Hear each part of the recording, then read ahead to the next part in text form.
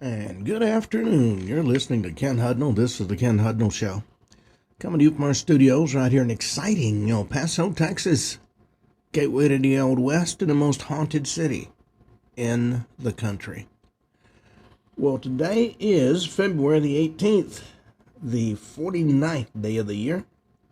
Just 316 days remain to the year's over with, and we'll start a new one. Now, before we really get started into the show, I want to mention something that I keep being asked about. Where do I get the information that I talk about on the show? Well, I've been researching unsolved mysteries and mysterious deaths and things like that for the majority of my adult life. Even when I was in the military, as I came across odd stories, I'd collect them and make notes to myself. But now I've got a place where you can actually go and read the full investigations we put together. Over the years, I've covered hundreds of cases. A lot of them simply don't fit into a 1-hour program. So I started putting together the complete research into books. And you can find several different series. I've got the Assassination Files, which is what I've been talking about in yesterday's show about William Colby, and we're going to finish up on him today. I've also got the Shadow Zone series, which involves military stories about the strange and unusual. You know, when you've been to a number of bases around the world, if you listen, you hear strange tales. Now, of course, some of them are troops blowing off steam, but others have a lot of solid basis to them. And we've started a series where we talk about those stories. Now, you can find these books at Hudnall Files. That's HUDNALLFILES.com. Or you can go to Amazon Kindle, look up Ken Hudnall, which is the name I write under. And I think they told me I had 71 titles up there. I've written 118 over the years, and we're getting them all ready to go up. No point in sitting on all this. But you'll find something for almost every single interest. Well, that having been said, let's go to holidays and observances. It's National Drink Wine Day, Thumb Appreciation Day, National Battery Day, National Eat Ice Cream for Breakfast Day. I've done that more than once. Hockey Stick Salute Day, National Crab Stuffed Flounder Day, Cow Milked While Flying in an Airplane Day. Now, that's one thing I haven't done, but I've talked to people who have done it. Pluto Day, Ash Wednesday, Carnival of Brazil, samba music and vibrant costumes and nonstop dancing. It's an annual carnival in Rio de Janeiro. It's the ultimate party experience you just will not forget. National Nest Box Week. If you want to invite more birds to your yard, consider putting up some cozy little homes for these feathered friends to occupy. National Entrepreneurship Week. Cancer Prevention Action Week. Hockey Week across America. Real Bread Week. Make Mine Chocolate. National Condom Week. Love Teaching Week. Brotherhood and Sisterhood Week. National Drink Wine with Your Cat Week. Well, that's something you will never forget if you see it, and that's a drunk cat. National Pancake Week. Random Acts of Kindness Week. National Green Week. Artes Mundi. Maslenitsa Festival. Now, for those that are not familiar with that one, and I wasn't before I started researching for the show, it's a festival that celebrates the transition from winter to spring. It's, let's see, one of the key symbols is the blini, or pancakes, that represent the sun's warmth. It's a vibrant week-long festival, and it's certainly something well worth checking out if you get the opportunity. Take your family to school week through with the Chew. Alzheimer's disease and dementia care staff education week. Duchenne muscular dystrophy awareness week. Build a better trade show image week. And Ramadan. During this holy month, Muslims fast from sunrise to sunset. Focus on spiritual reflection and a community. Ramadan's a time of self-improvement and bringing, well, of course, there we go. It's one of the most important observations in the Muslim world. For the Islamic world, Ramadan's not a celebration, it's a time of reflection. And of course, everything just shut down. Been a lot of issues with the internet lately. Interesting. Well, famous people born on this date: John Travolta, Vanna White, Dr. Dre, Yoko Ono, and Gary Ridgway. All that having been said, let's go see what stories we have in the news. Okay. World's top scientist held a convention. And like so many others, they've been infected with Trump derangement syndrome. They spent a good part of their time bashing Trump, pushing DEI, the use of alternative pronouns, and many observers said it felt like a funeral. It was one of the world's largest, most influential scientific societies, held its annual conference this past weekend. Fox News review found it was littered with examples of progressive messaging, criticisms of the Trump administration, and woke workshops.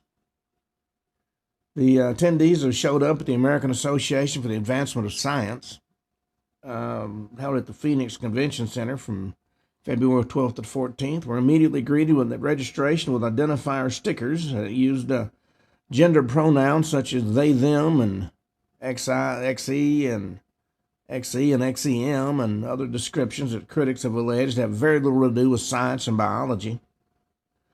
During the meeting's opening night, shortly after a 10-minute hoop dance routine from traditional Native American dancers, the CEO, Dr. Sidip Parker, told the audience it had been a hard and tough year for science and scientists in this country. And he went on to blame Doge for the devastation of some of our science agencies and the president's budget request that cut science by half and, in his opinion, amounted to forfeiting the future. Now, the mere fact that a lot of the funding that was cut had nothing to do with science and more to do with spreading the wealth was something that he conveniently overlooked. Well, the sheriff says addressed Nancy Guthrie's disappearance, and he pleads with the suspect to just let her go, and he insists the case is not cold. He says it's far from being cold, and they're pursuing thousands of leads now. Pima County Sheriff Chris Nanos said Nancy Guthrie case is far from being cold, stressing it's going to be considered cold as long as there are leads to pursue. He said 400 investigators continue to work on thousands of tips and leads, according to NBC News. long as we have the ability to chase a lead, it's not a cold case. We're not going to give up. We're going to find Nancy. We're going to find out who did this. Well, the Pima County Sheriff Tuesday made a plea to the suspect in Nancy Guthrie's kidnapping, urging the individual to just let her go. There have been stories about bodies found in the county that they thought were her and turned out not to be. There's even one story of a body photographed in some rough territory in Mexico. And since she is in Pima County, that's not too far from the Mexican border.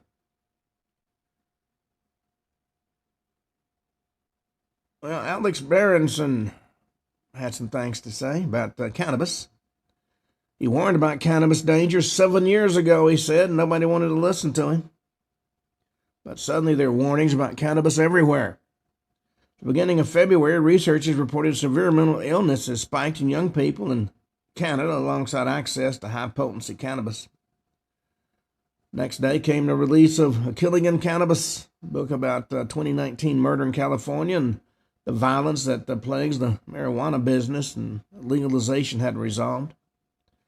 Then on February 9th, the New York Times dropped its support for full cannabis legislation, writing that the United States has a marijuana problem. The paper admitted cannabis addiction and psychosis have become a crisis. Call for a ban on THC extracts, move that would recriminalize much of the legal industry. THC is actually the chemical in the plant that gets users high, and vapes offering near pure hits of THC are now popular among users and a big driver of industry profits. Well, Berenson didn't want to say I told you so, but he had to admit that he did.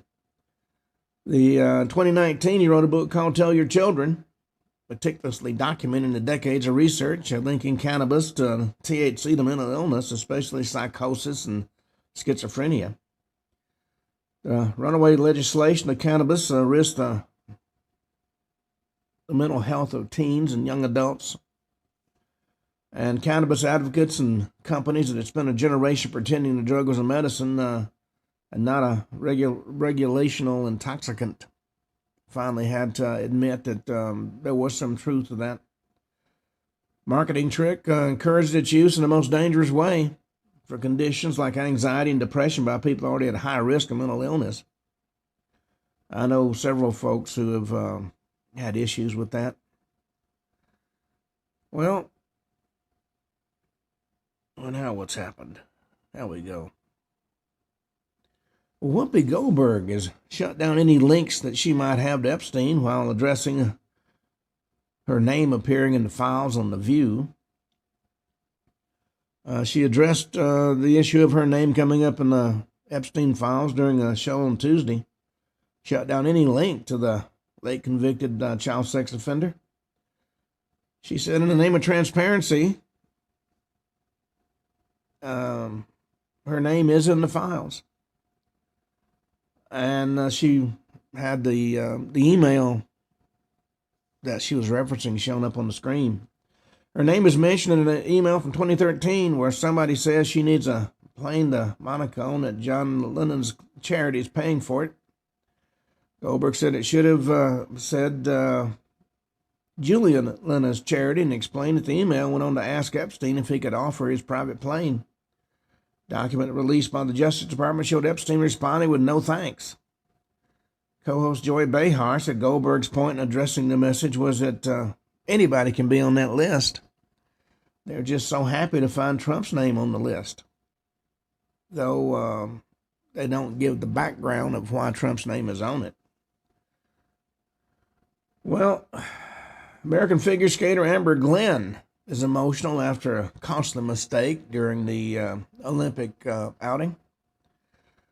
American figure skater Amber Glenn, one-third of the trio known as the Blade Angels, had a rough performance in the women's singles short program in the Winter Olympics on Tuesday.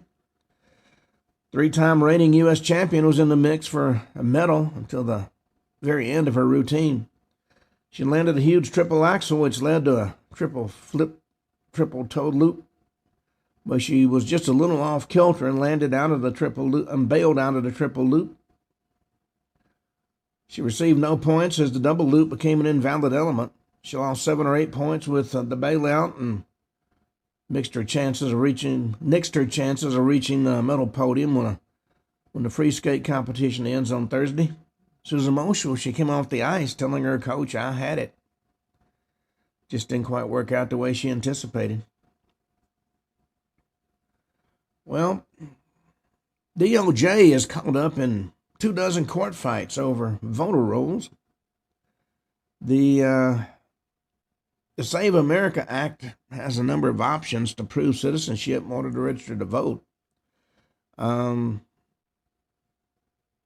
real ID compliant showing citizenship, or a passport, or a military ID with proof of U.S. birth, or a government-issued ID proving U.S. birth. Democrats are fighting hot and heavy to protect the right of anybody in the world who can get to a ballot site to vote.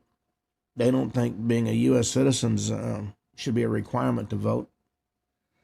Arguing that non-citizens could be on state voter rolls, something that's illegal under federal law, the Trump administration is escalating its campaign to obtain registration data ahead of the 2026 midterms, despite a string of federal court setbacks.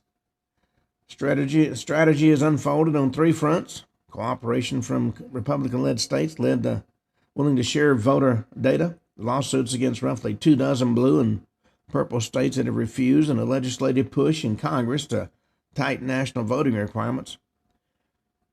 God's anointed, also known as federal judges, have so far rebuffed the administration's legal demands, but the Justice Department is widening its campaign as Election Day gets near. Hans von Spakovsky, a senior legal fellow at the conservative group Advancing American Freedom, said voter rolls are a central focus ahead of the midterms because the Trump administration's concerns that non-citizens are on them and end up voting. It's illegal for non-citizens to vote in federal elections unless you are a true undocumented immigrant, in which case the rules don't apply to you. You can do as you please. It's like when I went to my local congresswoman about an issue with disabled veterans. She said, "I don't have time for disabled veterans issues. It's more important that I deal with the undocumented immigrants," which shows that serving this country means nothing to a lot of folks. Well, the state has confirmed an outbreak of sexually transmitted fungal infection. The Minnesota health officials are warning of an outbreak of this contagious fungal skin infection. Condition is triggered by Trichophyton metagrophytes genotype 7. That's the same fungal species that causes a ringworm.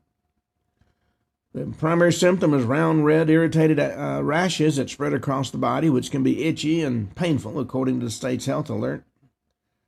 It's a specific type of fungus. It's part of a larger family that causes the usually benign but irksome conditions such as ringworm and jock itch and athlete's foot.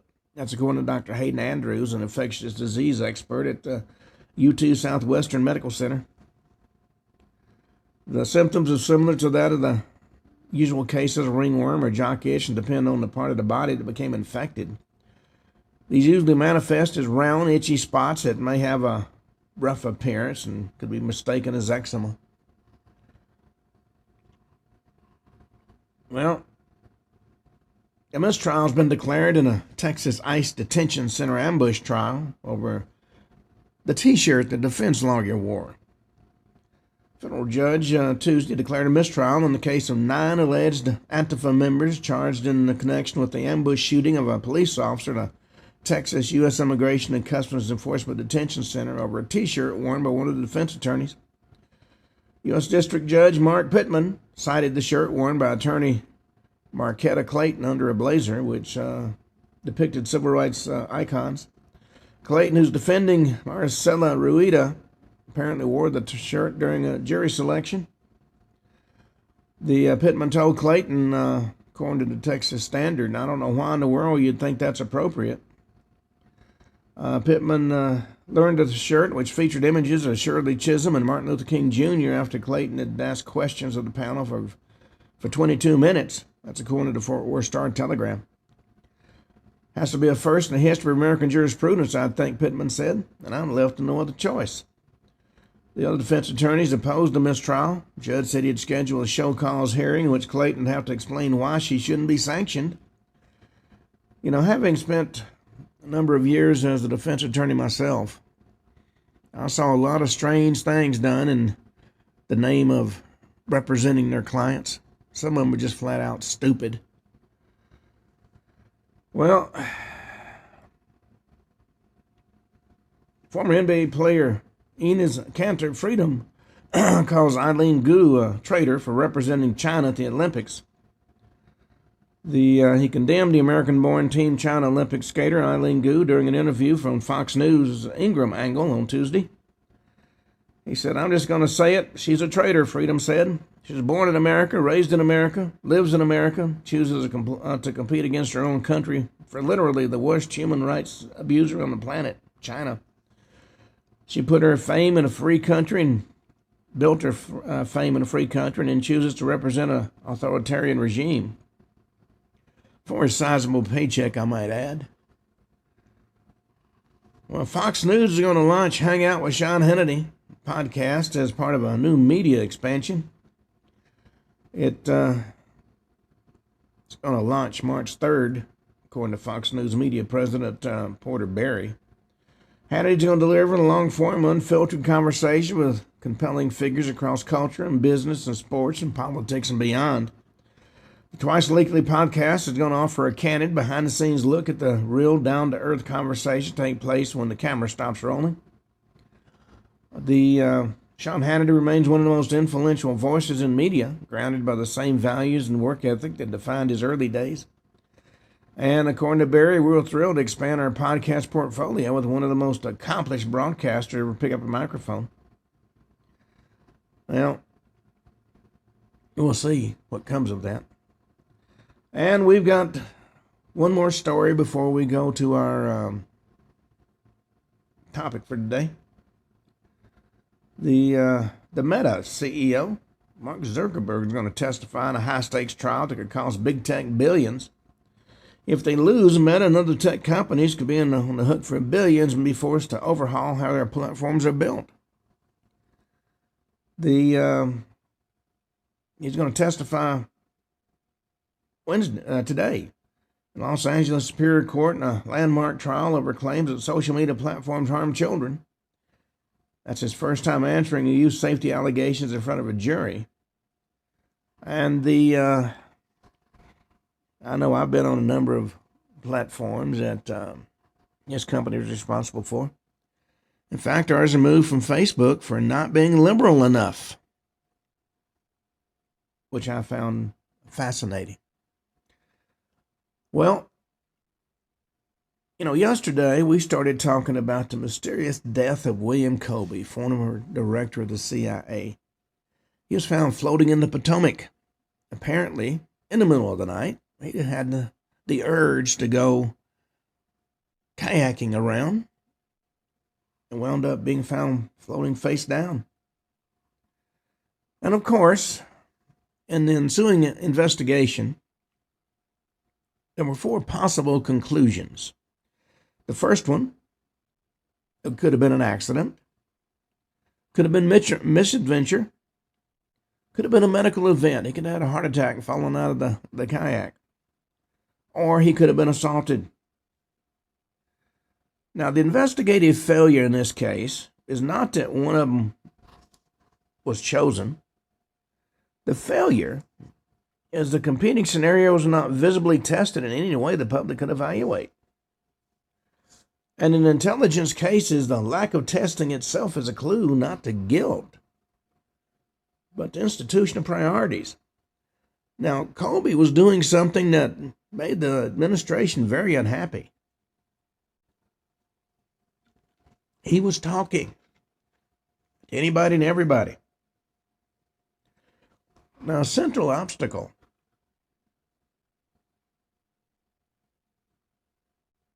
in evaluating his death is a very hard truth. If a trained intelligence service wanted a death to appear accidental, it wouldn't need any exotic methods. Oh no, it only needed three advantages: an environment that destroys evidence, a mechanism that appears natural, and a system inclined to accept closure quickly. And water provides all three. Now, we don't claim Colby was targeted. We're not claiming he was murdered. But what we are saying is it wasn't properly investigated. And it also explains why water deaths have long been attractive for anybody seeking plausible deniability. It's considered investigatively friendly, don't you know? Water disrupts timelines. It removes trace evidence and reduces the usefulness of any eyewitness testimony. It makes reconstruction dependent on assumptions and provides natural alternative explanations. The current was too strong. He was too tired. It was the cold shock of falling in the water. Even when foul play does occur, proving it's beyond doubt becomes extraordinarily difficult. In most death investigations, narrative formation happens very slowly. Facts produce the story, but in intelligence-adjacent cases, the story often comes before the facts. Accident becomes the default decision.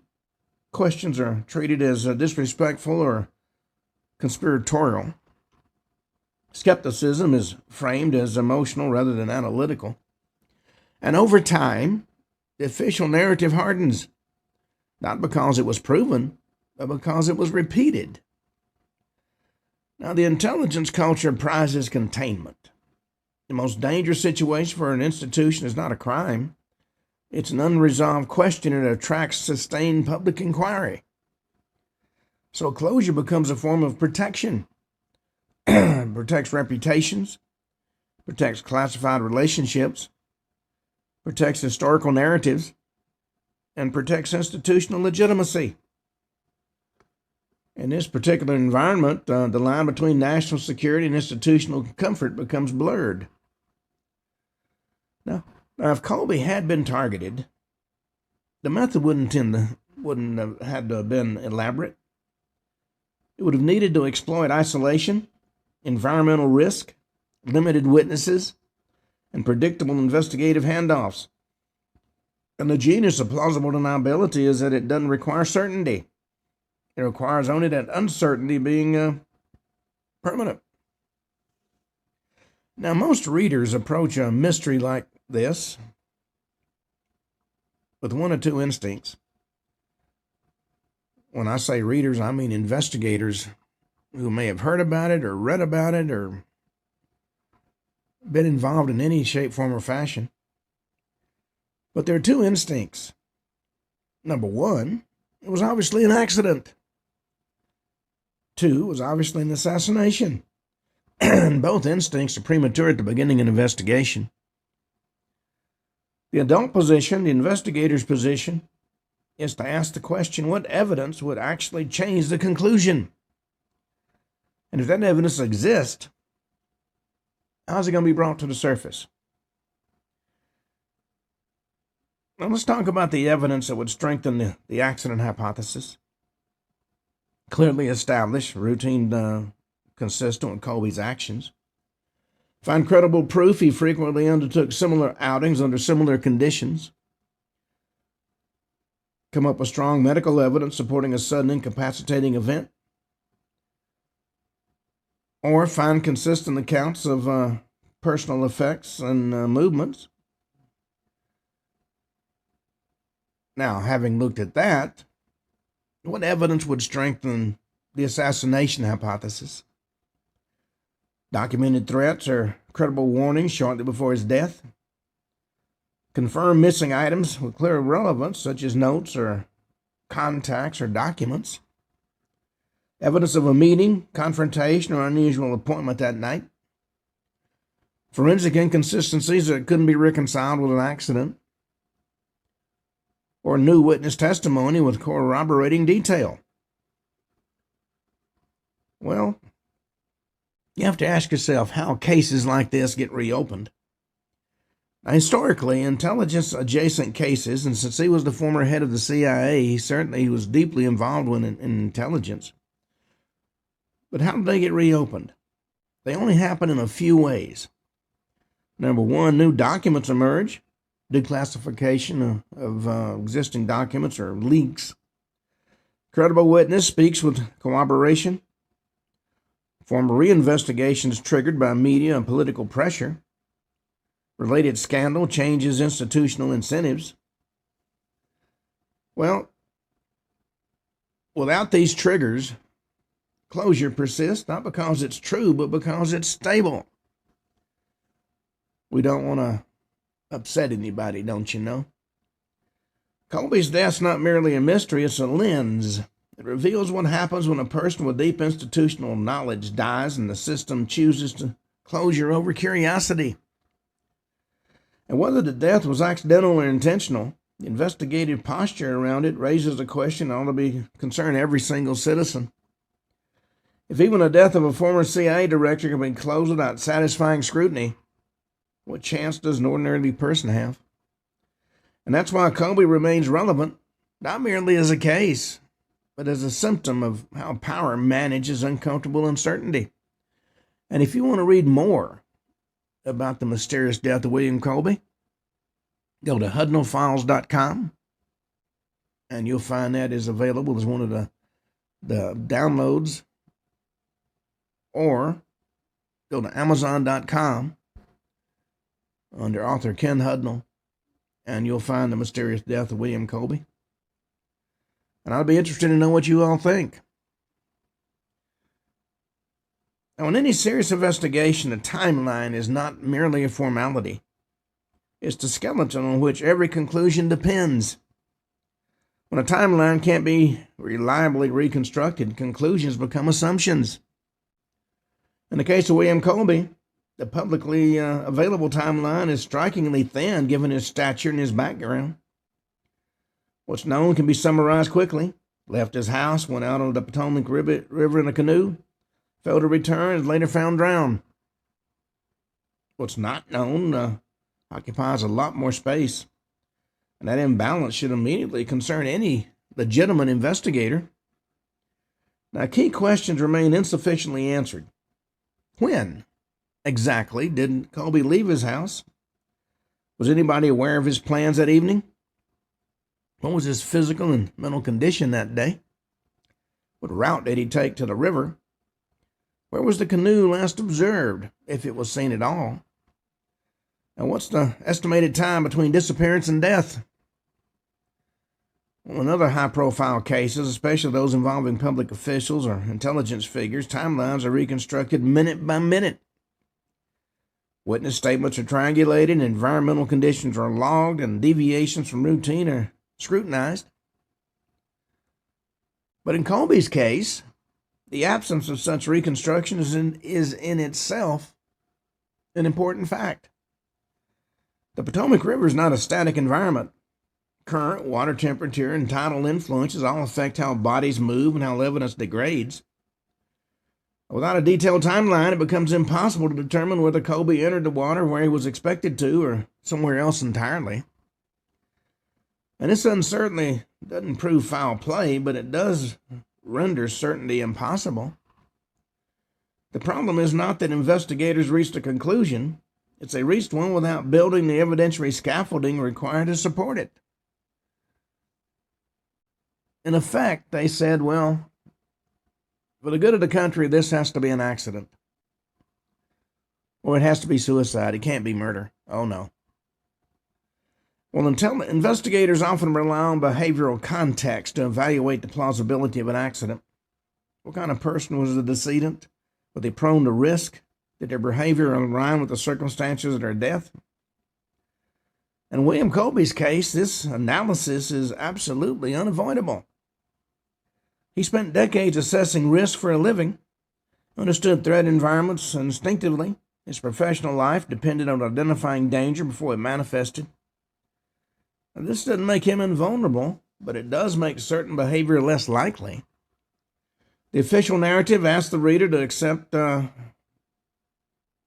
Colby voluntarily placed himself in a high-risk situation, alone, at night, on a river known for unpredictable currents, at an age where physical resilience was reduced. He was no spring chicken anymore. Now, such behavior is not impossible, but it is inconsistent with the habits of somebody trained to minimize unnecessarily exposure. Behavioral inconsistency doesn't equate to evidence of assassination, but it does undermine the confidence with which the accident explanation has been presented. Now, another factor rarely discussed is contextual stress. His later years were not marked by retirement in the traditional sense. He remained intellectually active, engaged in public discourse, and involved in conversations about intelligence history that weren't always flattering to the institutions he once led.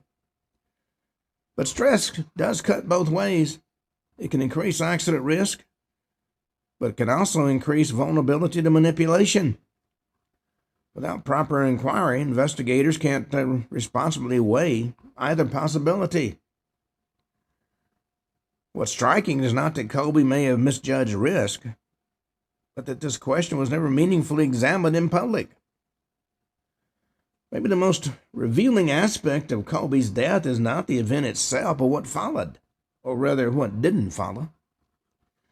There was no prolonged public inquiry, no sustained media investigation, no congressional interest.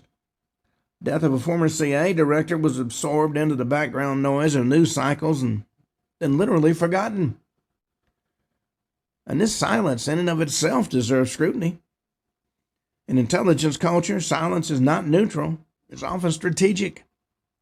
Institutions that operate on secrecy develop a reflexive aversion to unresolved questions. Uncertainty invites inquiry, and inquiry invites exposure. Even when no wrongdoing exists, the act of investigation itself can uncover uncomfortable truths unrelated to the initial question. So closure certainly becomes preferable to curiosity. In Colby's case, silence revealed multiple functions and served multiple functions.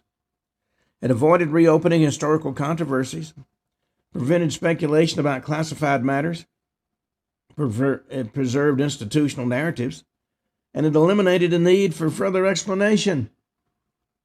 None of these functions serve the public interest. They serve stability. They serve the administration. Now, this doesn't require conspiracy. It requires only alignment of incentives. When no institution sees benefit in asking questions, the questions don't get asked. Results is a peculiar version of justice, or inversion, I guess you could say. The more powerful the individual, the less scrutiny their death may receive. Not because their life matters less, but because the implication of examining it mattered more. Whitman Colby's death illustrates this inversion perfectly. To evaluate whether his death deserves a deeper scrutiny, it has to be placed within a broader historical context.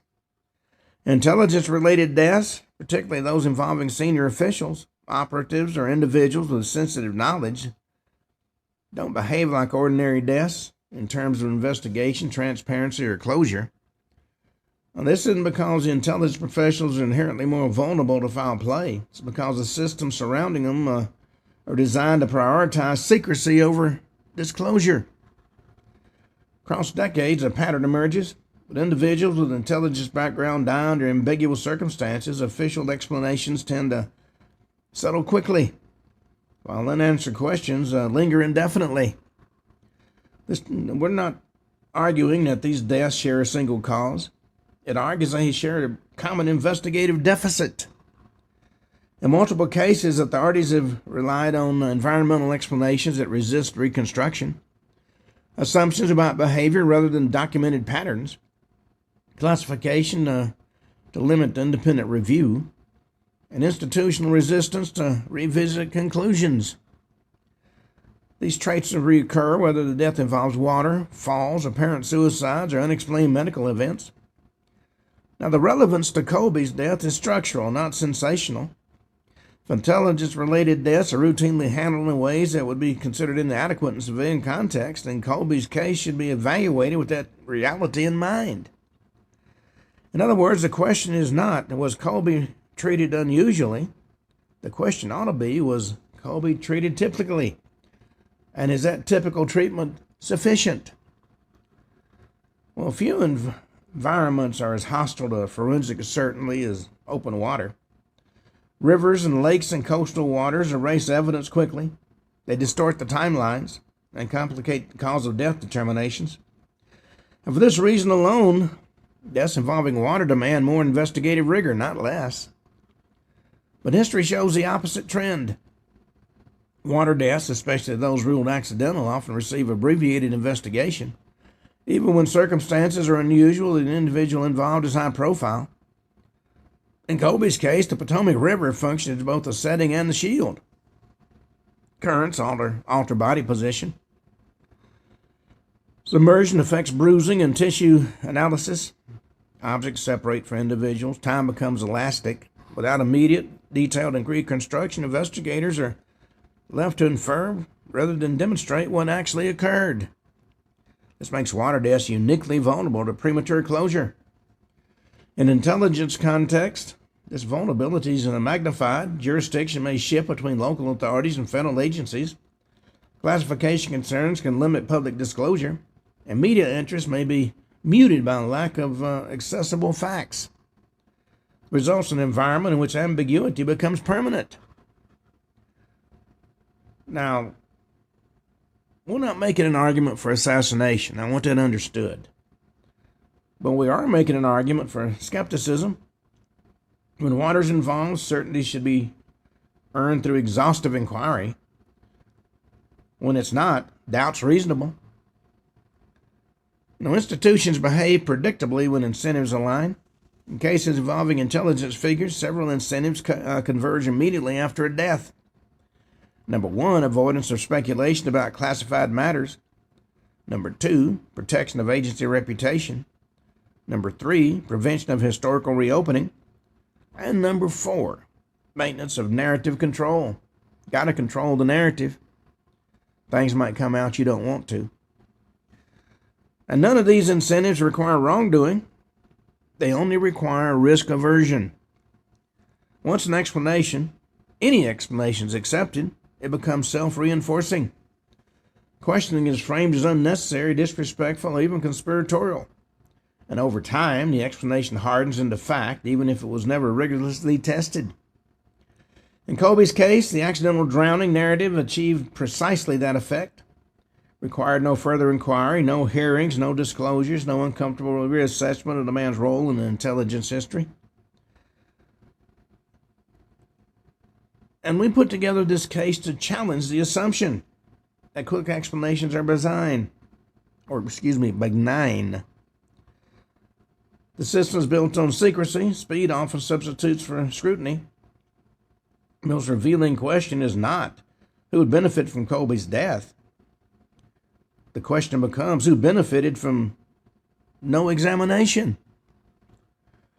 Maybe the most common objection to deeper inquiry into Colby's death is simply there's no evidence of assassination. This objection misunderstands both intelligence work and investigation itself. Absence of evidence is meaningful only when a system is designed to reveal evidence. When systems are designed to suppress, compartmentalize, or discard information, absence doesn't tell us very much. In intelligence-related deaths, several factors contribute to evidentiary absence. 1, classification, limiting record access. 2, environmental degradation, especially in the water. 3, jurisdictional fragmentation. And 4, institutional disinterest in reopening the case. Under these conditions, lack of evidence can't be treated as resolution. This doesn't mean that Colby was assassinated. It means that the investigative framework used to rule out assassination was inadequate to do so convincingly. Responsible conclusion lies between certainty and cynicism. We can't prove intent. We can't exclude it responsibly either. That space between proof and dismissal is where serious historical inquiry belongs. Colby's death remains unresolved, not because it's mysterious in a dramatic sense, but because it was never examined with the seriousness it deserved. Few figures loom larger over modern American political scandal than an anonymous source known as Deep Throat. For decades, the mystery surrounding that identity fueled speculation about the nature of dissent inside the national security state. When the source was finally confirmed as an FBI official by the name of Mark Felt, the lesson seemed clear. Secrecy protects those who challenge power. Well, William Colby, having been the former head of the CIA, chose a different path. He was never an anonymous leaker. He didn't hide behind a pseudonym, back-channeled journalist, or coded disclosures. Oh no, instead he spoke openly, carefully, within legal limits, but publicly nonetheless. He testified, he explained, he contextualized, he followed history and allowed history to examine institutions that preferred silence. And that distinction is one that matters. Anonymous dissent allows institutions to contain damage. Open dissent invites accountability. Felt's anonymity insulated him for decades. Colby's openness stripped him of that protection. Deep Throat operated from within an active institution, leaked selectively while maintaining operational cover.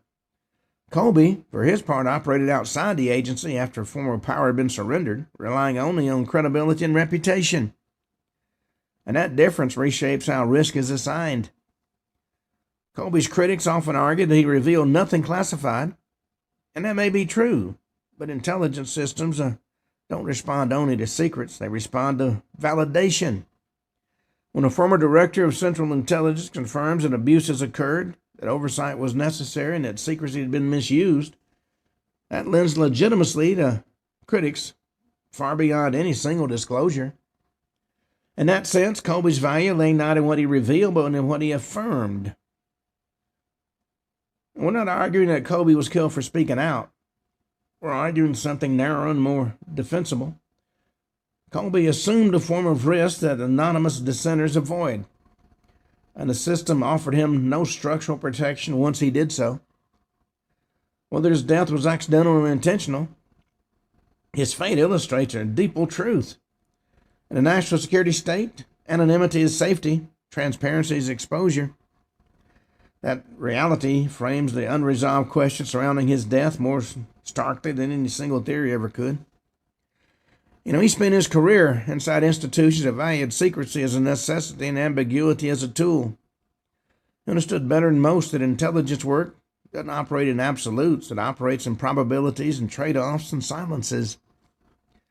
What makes his death troubling is not that it lacks an explanation. It's that the explanation offered was accepted without the level of scrutiny routinely applied to far less consequential cases. Now, we're not arguing that William Colby was assassinated. I want to make that perfectly clear. It's been argued something both narrow and more important. And I'll say this one more time, that official handling of his death failed to meet responsible investigative standards, especially given who he was, what he knew, and the environment in which he operated.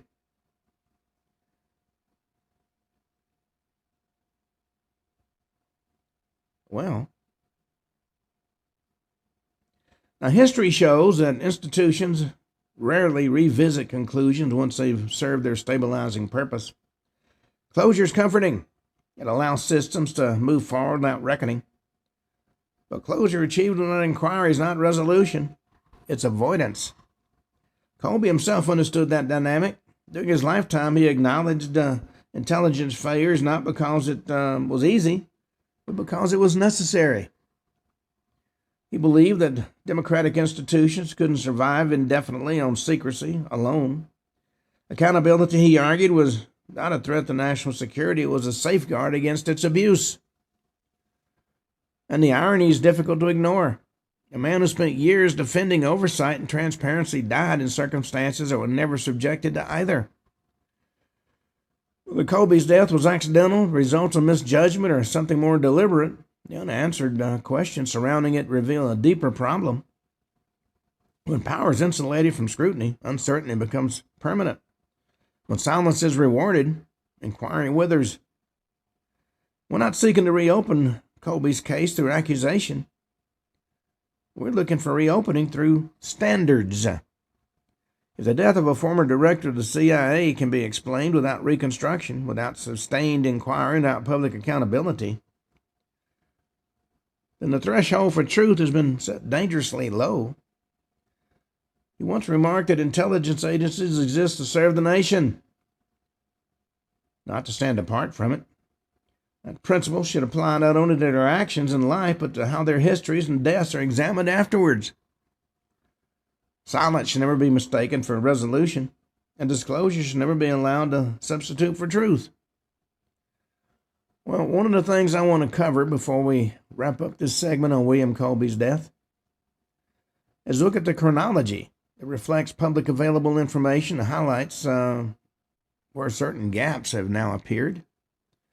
In the early 1990s, Colby increasingly participated in interviews and historical discussions concerning intelligence oversight. In 95 and 96, he continued his engagement with journalists and researchers, remained active and intellectually engaged. April 27, 1996, he left his home and went out on the Potomac River. April 28 and 29, 1996, the search began for where William Colby went. In May of 96, his body was recovered. Death was immediately ruled accidental drowning.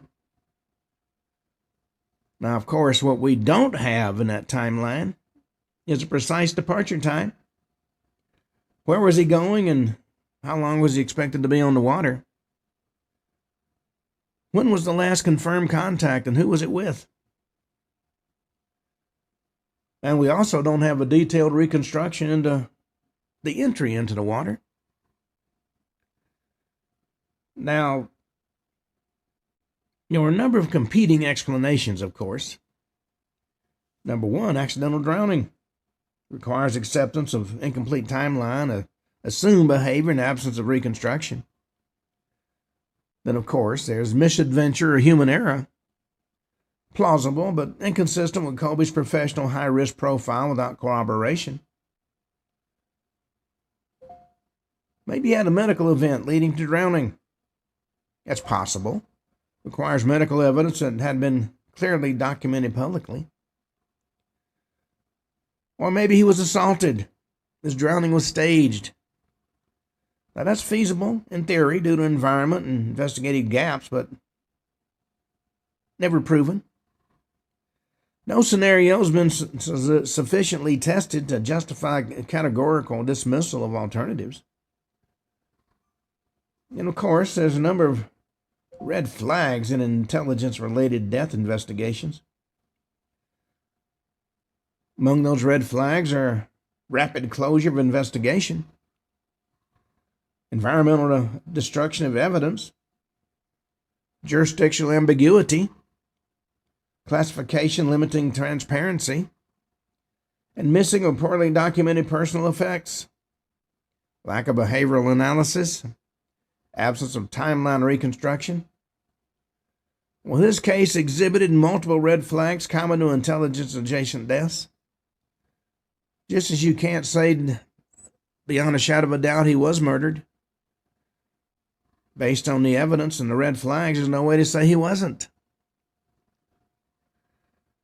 Well, now there's been a number of comparative intelligence deaths. Number one was Frank Olson. He was linked to classified research. His death officially ruled a suicide and later disputed by his family, no less.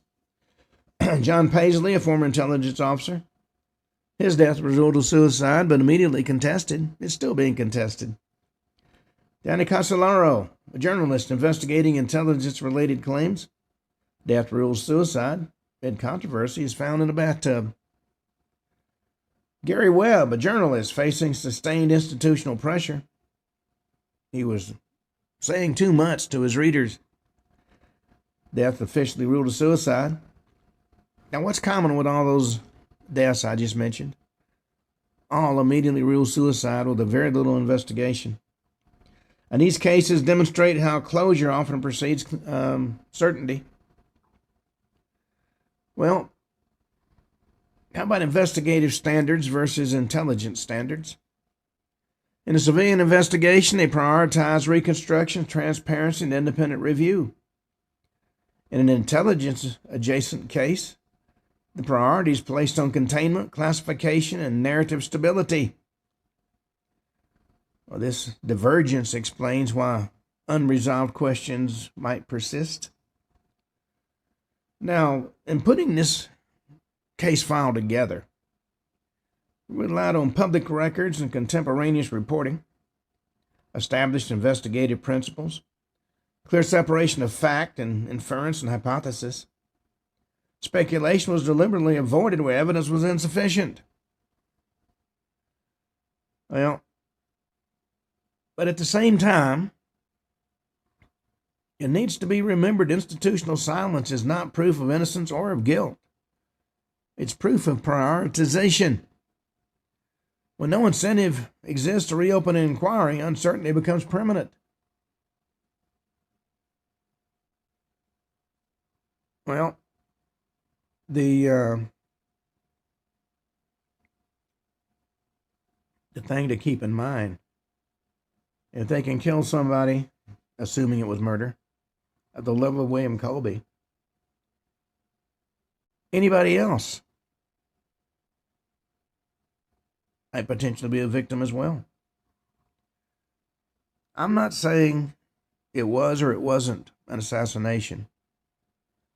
I'm saying there wasn't enough of an investigation to know. And I've dealt with the government enough in my career to know the government prefers certainty. They don't want to open up what they call rabbit holes that might raise questions that can't be answered. And with an individual at the level of William Colby, there are certainly a lot of rabbit holes that we could go down if we wanted to be sensational about it. Well, on that note, we've come to the end of the show for tonight, and also the end of the investigation into the mysterious death of William Colby. I recommend you go to hudnallfiles.com. Check out all the unexplained deaths that we've written about. Till tomorrow at this time, Ken Hudnall for the Ken Hudnall Show, saying have a truly great evening. And don't go canoeing by yourself on the Potomac River. Till tomorrow, have a good evening.